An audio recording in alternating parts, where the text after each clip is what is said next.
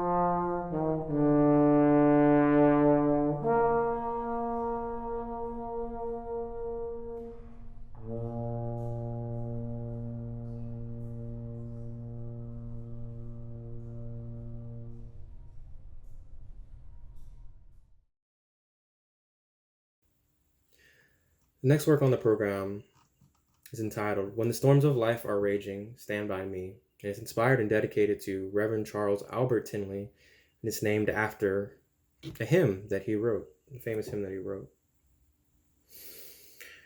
This work is performed by Zayla Carter, Adam Zimborski, Elise Rosario, and Christy Roller. I have program notes for this piece, so I will read off of those. Charles Albert Tinley, who lived from 1851 to 1933, also known as the Prince of Preachers, was born in Berlin, Maryland. His father was a slave and his mother was a free African American. Because his mother was free, he was also free at birth. Due to the lack of access to a consistent and quality formal education, he was largely self-taught. He taught himself how to read and write by the time he was 17. Despite the lack of a formal degree, however, he became an ordained minister within the Methodist Episcopal Church and scored highly on his examination to become a minister. He became the pastor of the Calvary Methodist Episcopal Church, the same church where he was once a janitor. Tinley was known for his kindness and his exceptional leadership skills. As a pastor, he grew the Calvary Methodist Church congregation from about 100 members when he became the pastor to thousands of members by the time of his death. Following his death, the Calvary Methodist Church was renamed the Tinley Temple United Methodist Church in his honor. During his career as a pastor, he served his community where he supported the establishment of soup kitchens and financial institutions to aid African Americans and help them purchase homes. Tinley was also a civil rights activist. He challenged minstrel shows that showcased blatant racism and protested the controversial 1915 silent film, Birth of a Nation, which featured the use of blackface and portrayed its African American characters as volatile and ignorant. Tinley was a prolific composer of hymns. He published 4 volumes of hymns during his lifetime, and 2 additional volumes were published after his death. His collection of hymns has influenced figures that came after his lifetime. Many of these hymns were concerned with both glorifying God and the African American condition. Although not always explicit, many of his hymns contain themes that relate to equality and civil rights. Some of his well-known hymns include The Storm is Passing Over, Beams of Heaven as I Go, and God Will Provide for Me. One of his most famous and influential hymns includes the work I Will Overcome Someday, which became the inspiration for the famous motto, We Shall Overcome, of the Civil Rights Movement. The American singer and social activist Pete Seeger, after hearing Tinley's hymn, reworked the material to create the song, which would be sung during the civil rights marches that were led by Dr. Martin Luther King. My composition is based on Tinley's hymn, Stand By Me. I felt that this was an appropriate musical work for the current state of our society as we face both the COVID-19 pandemic and racial tensions that have led to protests across the country, because Stand By Me expresses a message of perseverance during times of tribulations through faith in God. Amid the racial tensions that America is currently facing, I felt that it was appropriate to bring awareness to the contributions of an African American figure such as Tinley, who, in spite of his disadvantages as an African American living in the 19th and 20th century, was able to have an impact that reached well beyond his lifetime.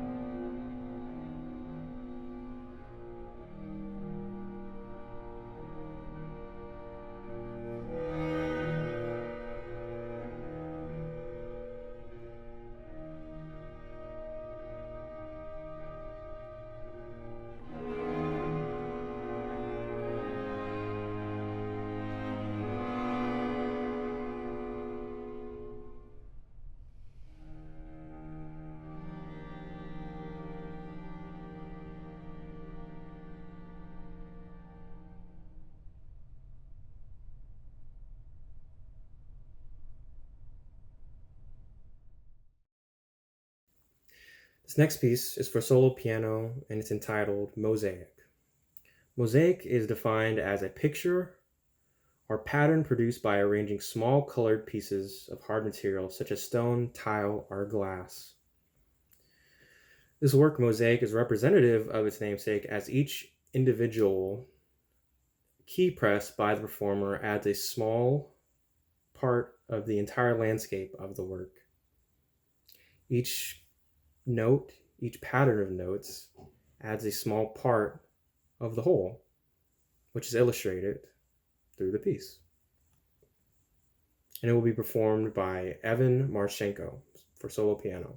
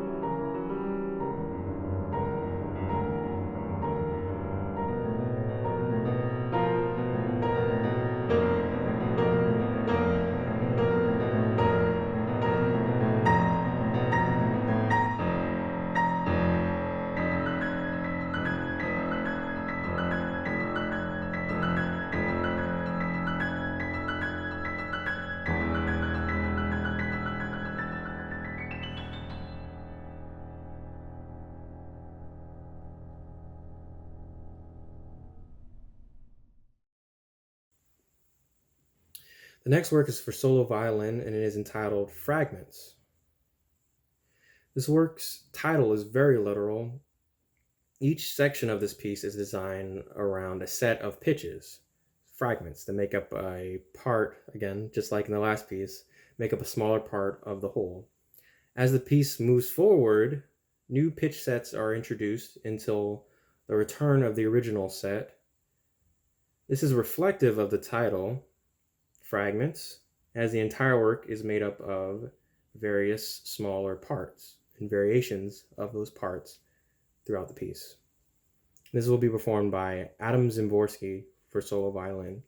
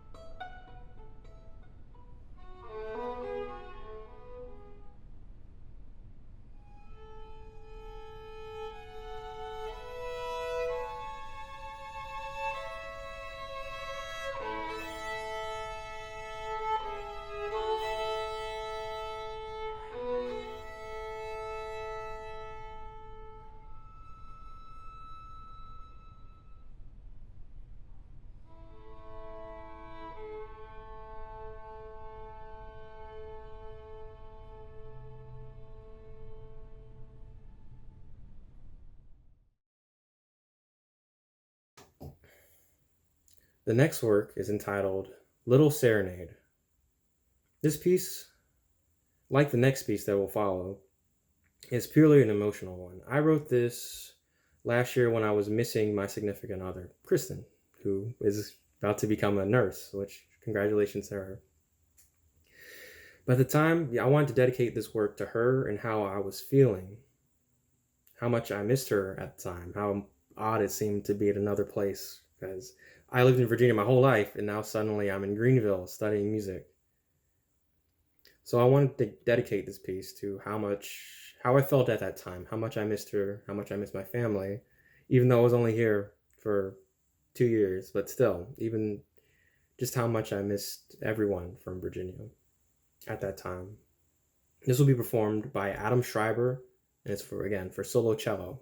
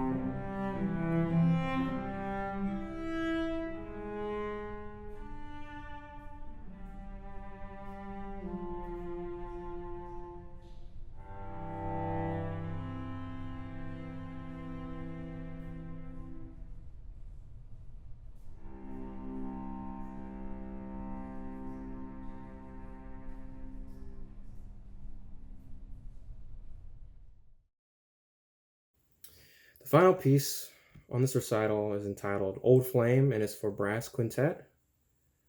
Performers are Robert Collins, Michael Brotherton, Damon Ambrose, Dr. Matthew Driscoll, and Travis Moffat. Like the last piece that you heard, Little Serenade, this last piece is also an emotional one for me. We all know of the young love, of our puppy love, the excitement, the butterflies, the feeling of not being able to contain oneself. All you want to do is talk to that special someone, be with that special someone. We've all experienced this in one way or another. But I believe what this title came from. I actually came up with the title after I wrote the piece. I believe that this work expresses the old love, the mature love, the love that is secure, that is complete.